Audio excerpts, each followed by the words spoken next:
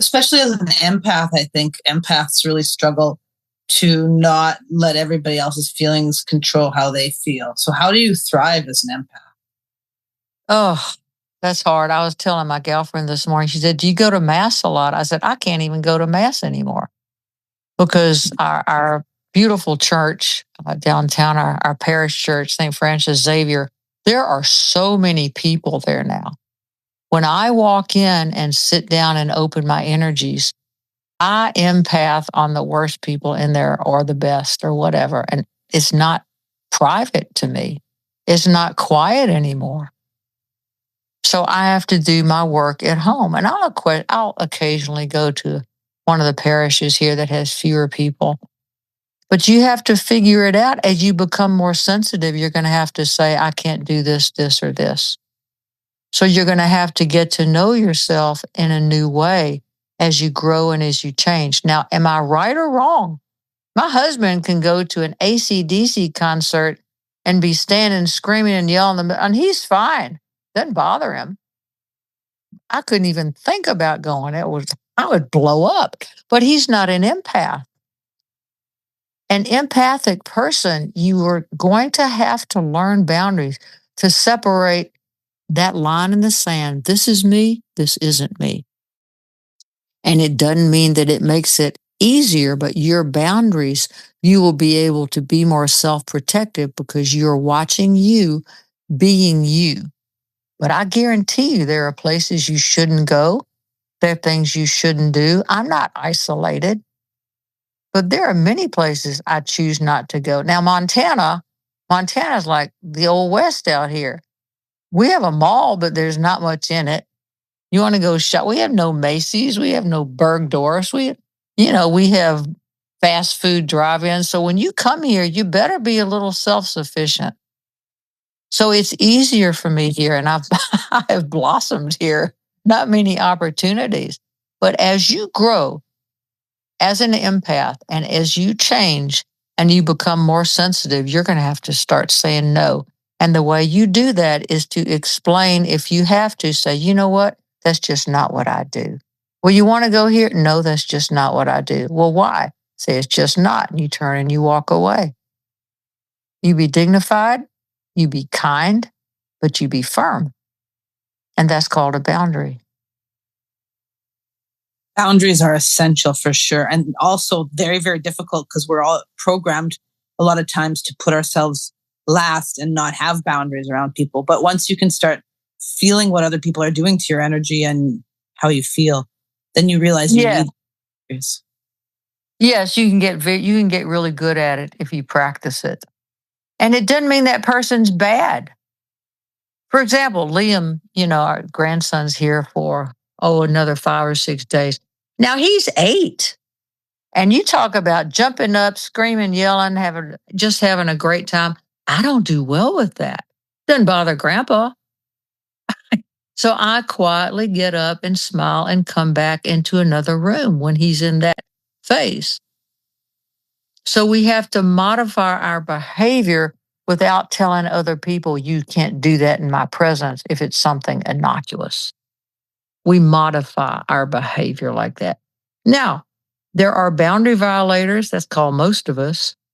And if someone continuously, an adult, is overstepping your boundaries, demanding this or that, tell them to back the F off or just ghost them. Just walk away, block them. You don't have to say anything.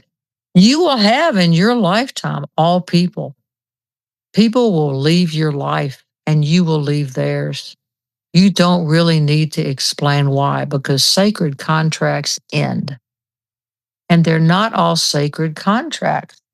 So you have the right. We think too much about thinking. We think, well, should I do this? Should I do that? When you know more of who you are, those conversations with you will end and you'll see it coming. For example, some of my husband's military buddies, these JSOC guys, SF guys, whatever, I can be around them fine, but I can't do their wives. I'm not here to hear about you're this or you're that.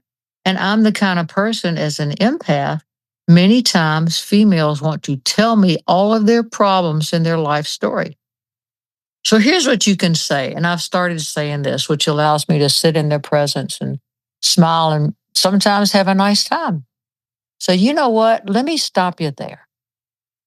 That's the kind of conversation you need to have with a licensed psychological counselor, with clergy, or a family member. I am none of those. I will be glad to recommend somebody, but that's not what I do.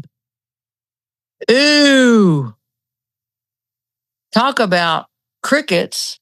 Oh my God, it gets quiet. Most of the time, the person realizes these females that I've encountered that do that, TMI, they're too much information. That's just what they're used to doing. Is it bad? No, it's just not what I do.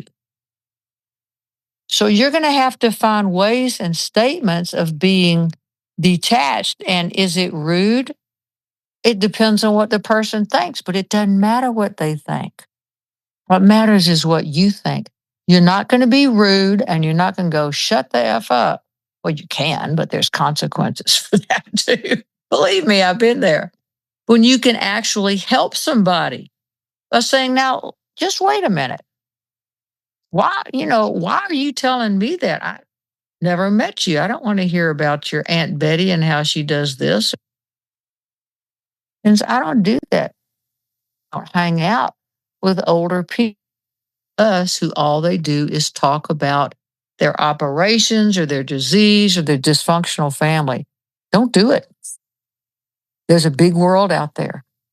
There's 8.5 billion people on the planet, and by God, you find a way to find people who are like you. That is a boundary. The right to do that. Will people be mad at you? Oh, yeah. Well, they'll forget about you because they couldn't dump. Useless.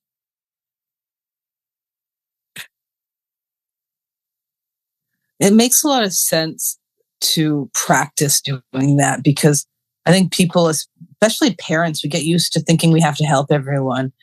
And that idea that we can say, let me stop you there and redirect you to someone who can help so I don't have to intertwine in something that's not for me. I had one gal when I said that, she stopped, just stared at me for a minute. She said, oh my God, I don't know why I was saying that. And I said, honey, I think you're just trying to communicate. And we ended up having a great conversation. Turns out she was a metaphysician and she had a this and that. But sometimes with females, we get into the careaholic situation. And it's not healthy. Certainly, if you have a 5-year-old and she has a 5-year-old, get into it and discuss what you want. But I'm like a 72-year-old crone. I've never had kids. I don't do great around kids. I don't understand the concept of it. And so to talk to me about that, you're going to be frustrated and I can't be empathetic with you. So I know that about myself. And the first time I did this, my husband looked at me, we got in the truck and he said, what did you say? I said, I told her. And he just looked at me. He kind of smiled. He said, that's a very special forces thing to do. I said, how? He said, you just laid down the law. I said, I didn't lay down any law. He's like, yeah, you did. I thought, well, hell, maybe I did. But I guess I'm a cop. I don't know. You don't want me being a cop. They, I'm not good at that either. Did Well, your after years of being together, you become much more like your partner. Oh, he and he can be gone. If he's gone most of the day doing something in town and I'll be sitting doing my thing, all of a sudden I'll just pick up the phone and call him going, how are you? How's your day going? He'll be saying, well, I'm just driving down the driveway. Happens all the time. Happens all the time. Oh my God. Because you're empathetic. And you get like that with your children too. I told Liam this. I told Liam this morning, I said, do you want any food? No, I don't want any food. I said, do you want peanut butter and jelly? No, I don't want that. Do you want any eggs? No. And Tom's like, well, we should give him something healthy. I said, why? He's here for 2 weeks. It's not going to kill him. Do you want a milkshake? Do you want some cookies? He said, no. And I said, well, Liam, I was getting frustrated. That's what duct tape is for in the hall closet. And he's laughing. He's like, adults don't talk to me like that. And he's laughing. I said, well, I do. Yeah, so we release the tension some. So you're gonna find, and I should carry duct tape around, but you're gonna find that you have different relationships with different people. Now, he doesn't live with us, so we can be a little silly. I'm not raising him, so I can be a little silly. So you have to be caring at the same time that you want to be a little detached. And it's hard. I don't always do well with it. We can't expect to do this perfect. We're just people, and we're just peopling together. When Spirit told me that thing about see everybody as you in the traffic jam, that freaked me out. I thought, That's now what the hell? And then, of course, what we want to do is say, well, I wouldn't be wearing that, or I wouldn't be doing that, or. well, I just would be feeling bad that everybody is struggling with what I'm struggling. I think have a little more compassion. I generally assume people are doing better than me. Well, that's a very Cancerian type thing because of your humility and your kindness. But by thinking that other people don't have problems because we don't see it on their face, think of what it might have taken for them to shield themselves when they got up. Think about that. And I've said this a couple times before, and I'll say it again. The story about, and I was living somewhere, it wasn't here. The story about there was a wreck up ahead. The lady was in traffic, and there's an ambulance and a fire truck. And the ambulance started driving off and drove past her, and she started praying for the person inside. So, and I think this was in Reader's Digest. So there was a story then that came out in the newspaper about a woman who'd been almost in a coma state, if that's possible. Maybe that's what it said, maybe it didn't. And she remembers waking up and she had a memory of someone praying for her, saying, you can do this. God is good. You'll be fine. So our prayers make a difference. And Right. when you meet people, if you don't know people, just to be in their presence, when you're in the presence of another human being, you're in the presence of God. No matter what our personality has coming out of our mouth or what our physical body is doing, waving our arms, walking, whatever we're doing, that is just the affect of the personality.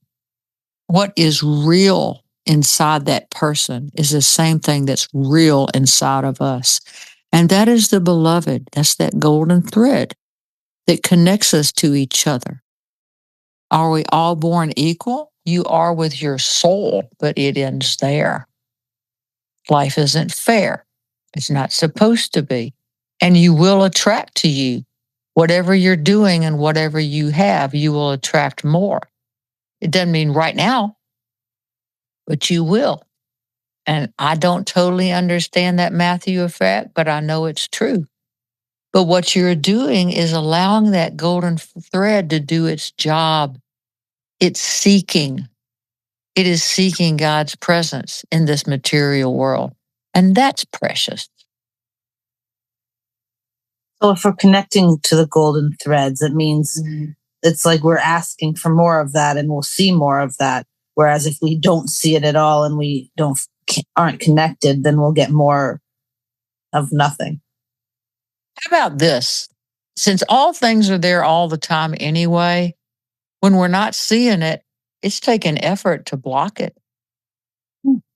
It takes effort for us to block the golden thread and to block the benevolence and the glory and the dignity of being your own beloved to yourself. It takes effort to do that.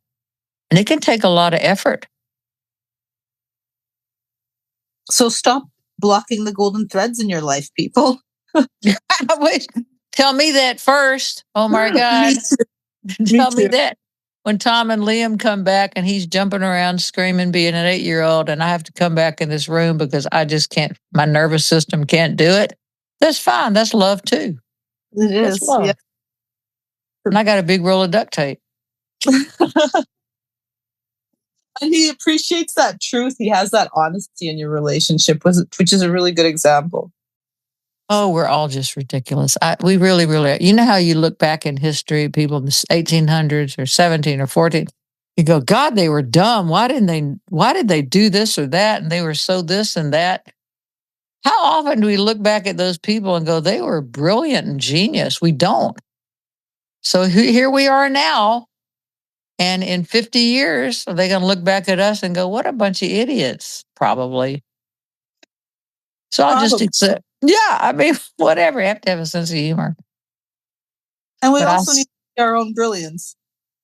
well, we're both. You know, everybody does. The lowest is the highest in many ways. And I've known people with low IQs and very low education, and they have the wisdom of the gods. That's true. We can only be what we're here to be in the end. We should, and we keep wanting to say it's not enough. But what if it is? What if it is enough?